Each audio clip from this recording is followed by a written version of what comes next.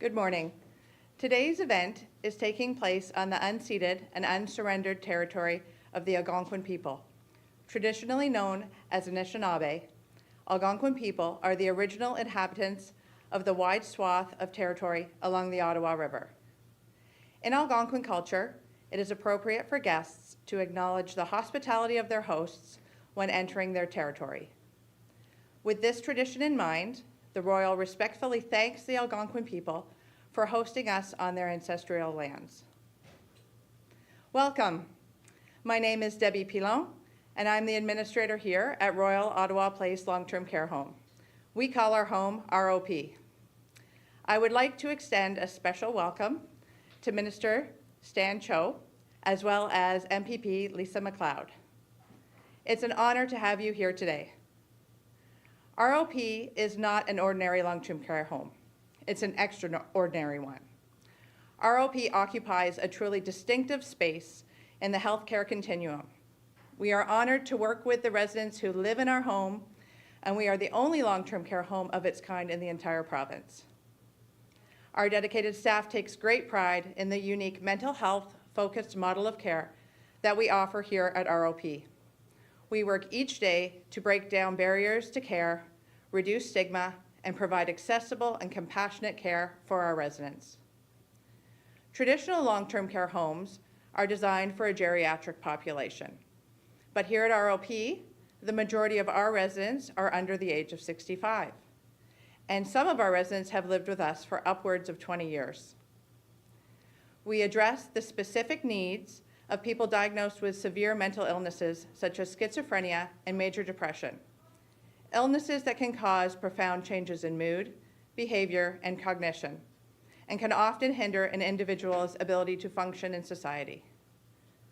ROP is more than just a home. It is a family. We provide expert, personalized care that reduces hospital readmissions for our residents, which are not only disruptive and demoralizing, but they represent a big strain on our healthcare resources. They say that the true measure of any society is found in how it treats its most vulnerable members. ROP is an important part of the continuum of care for younger residents with severe mental illness who require long-term care services. Our residents need and deserve exceptional care, a supportive community, and a place to call home. That is what we endeavor to provide here at ROP, with the support of the Ministry of Long-Term Care. Please join me in welcoming the Minister of Long-Term Care, Minister Stan Cho.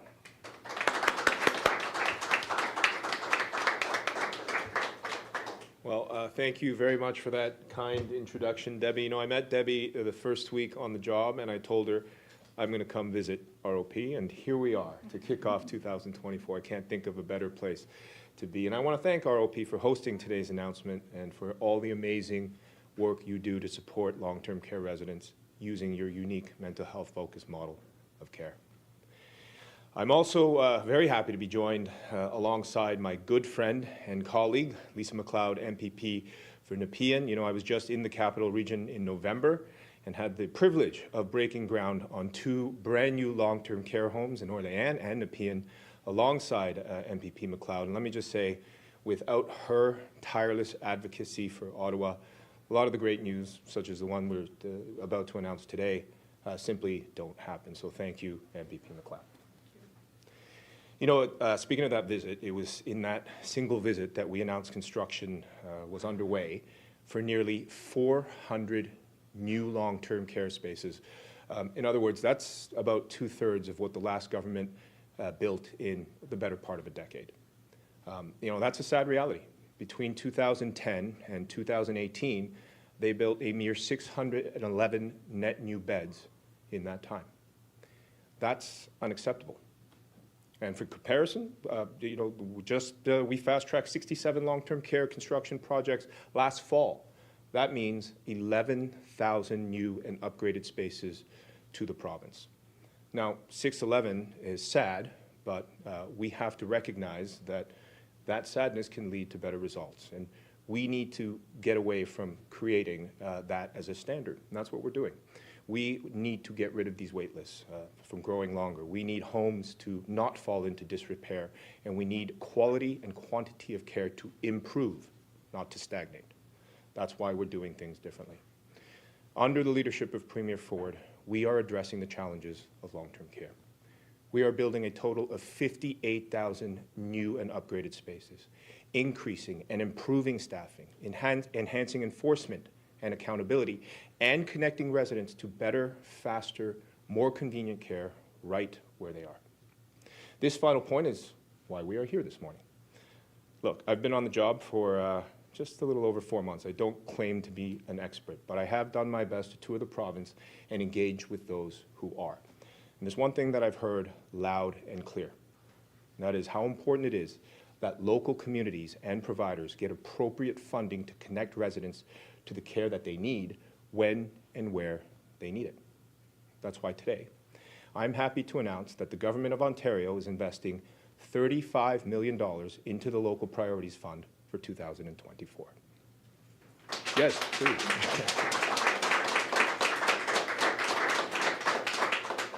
You may recall that we launched this program in 2022-2023 with an initial investment of $20 million. The LPF, Local Priorities Fund, focuses on expanding access to specialized services and supports for LTC residents with complex care needs related to, for example, mental illness, dementia, or bariatric care.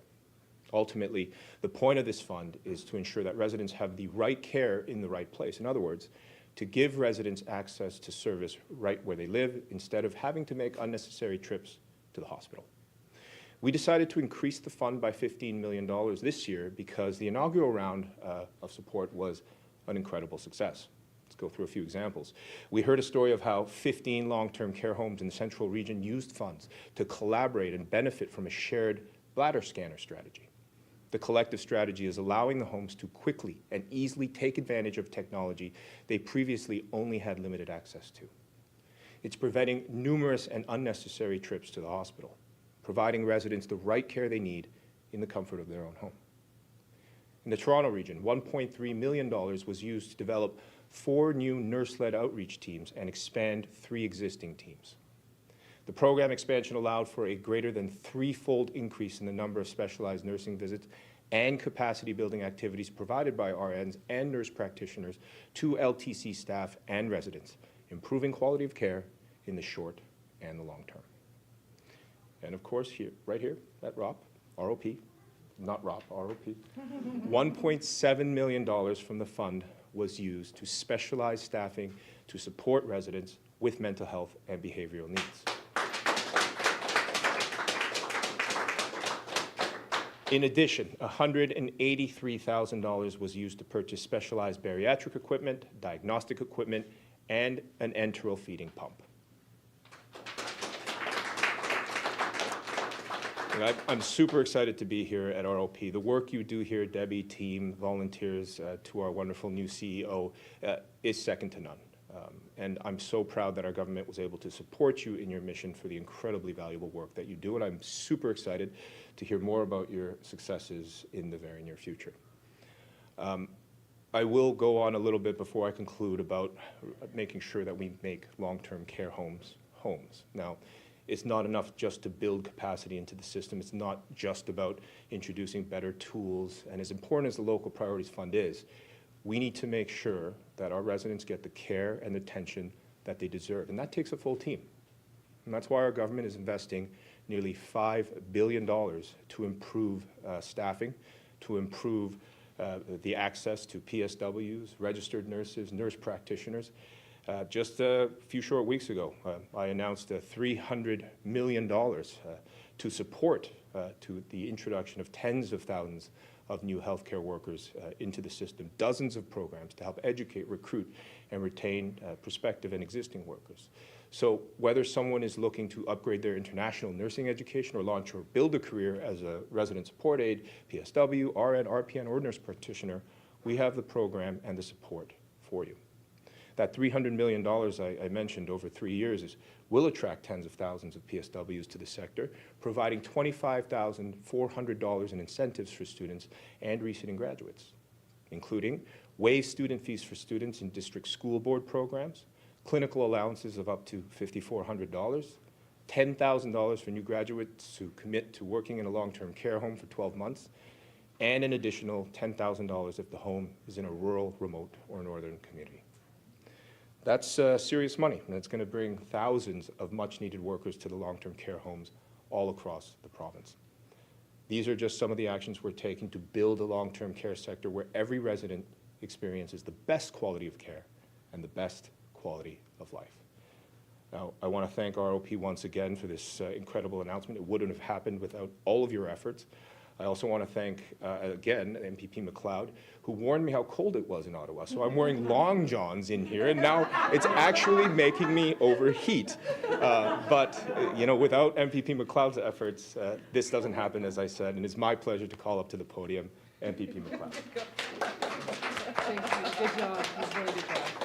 Well, thank you, Minister Cho. He is, I'm telling you, a superstar. I am so proud of him, watching him come in 2018 as a new MPP, and then seeing him here today to talk about local priorities in our community with such vigor and intention and drive. And I want to say thank you, Stan.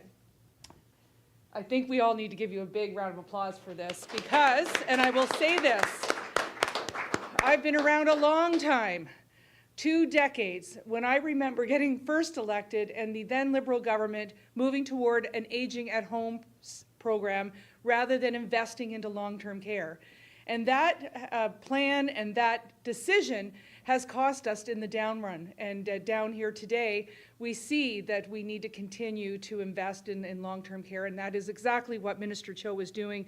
And I'm really grateful that he has been here twice in the last month and a half to not only make investments, but actually to be on the ground to visit the rooms, the homes where people live and where they're struggling. And so I want to, again, just say how proud I am of him and the great work that he is doing on behalf of our government and our city. Now, Debbie and Cara, I just want to say thanks as well to you for the great work that you're doing. You know, it's no surprise that I'm somebody who deals with and struggles with bipolar disorder. And coming in here today to see a home, to treat people that are in a long-term care facility with the dignity that they deserve as they go through their life is something that is quite important to me and to many other people like me.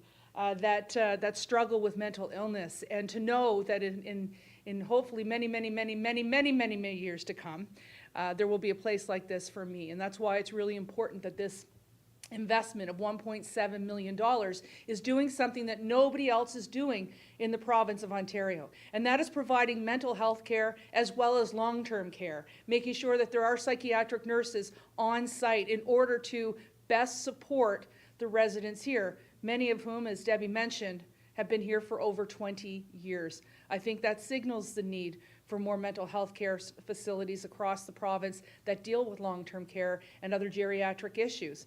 And so I couldn't be more excited than to be here to support that work today and actually to amplify the message that we're doing this as a government. But it takes more than just government, of course. I've always said that when I was a minister myself. It takes more than just government. It takes the people in our systems, and in this case, the long-term care system and the healthcare system, to come together. And that's why I'm really excited that in this new year, in January of 2024, 1 week into the job, we're also able to recognize and welcome a new president and CEO of the Royal. And that is Cara Vaccarino. And Cara, I want to invite you to the podium. I'm told I'm allowed to say you still have the new car smell on you because you've only been a week. But please come to the podium, and we want to welcome you. Thank you, Lisa. And thank you most of all for your courage and advocacy from a lived experience point of view. I personally don't think there's anything more powerful. So wow, what an exciting day and an incredible welcome to the Royal. Thank you, Minister Cho, for your leadership and for your government's continued commitment to long-term care. There you are. I'd also like to thank MPP MacLeod for her support here and her attendance here today. My name's Cara Vaccarino, and I'm the President and CEO of the Royal. It's my second week on the job, and we're beyond honored that you chose our long-term care home, Royal Ottawa Place, for today's announcement. As Debbie mentioned in her fabulous opening remarks, this is a very, very special place. ROP is dedicated to serving individuals with chronic mental health conditions who are unable or challenged to live independently in the community. Many of our residents are much younger than you'd find in a typical long-term care home, and that presents very unique and specialized challenges for our awesome clinical team.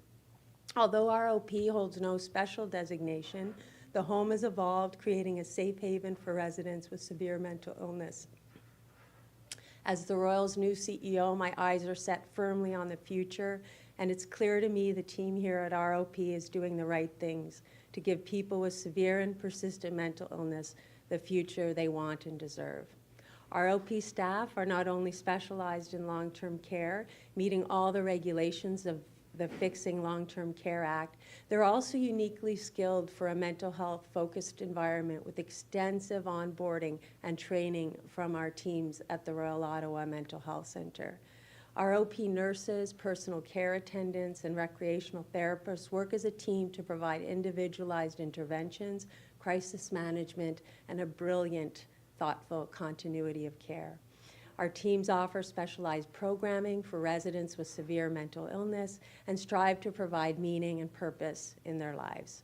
And the model works, guys. It provides great benefit not just to the wonderful people who call ROP this fabulous place home, but also to their families and to the healthcare system as a whole.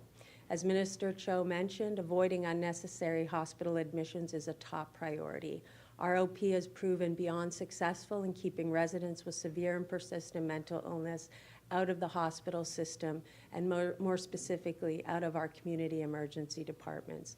Only 14% of residents, only 14%, that's astronomical data, have had to be readmitted to hospital for a psychiatric reason in the past 10 years or since their admission here to ROP. At ROP, Debbie and her team put a stop to a revolving door that is hospital readmissions. And that's good news for everyone, especially our residents and their families. The team here has shown both incredible skill and deep, deep compassion to make a huge difference in the lives of people we serve. And of course, all this requires investment. So all this money talk is very, very welcome to our sector. With the development of programs such as the Local Priorities Fund, the Ministry of Long-Term Care has shown dedication to providing the necessary resources and training to support healthcare professionals, caregivers, and their families alike. The Local Priority Fund has assisted Debbie and her team here at ROP to continue to provide services to our unique, special, and adored population. I feel optimistic about the future thanks to Minister Cho's statement today. We envision a future where we can carry on offerings and enhancing this specialized model of care that enables our residents to live the happy, healthy, and meaningful lives they want and deserve. We look forward to continuing to work with all of you to bring this big, bright future to life. I want to thank you all for your attendance here today. It was a pleasure to meet all of you, and I couldn't be more excited and inspired by all of this. Thank you so much.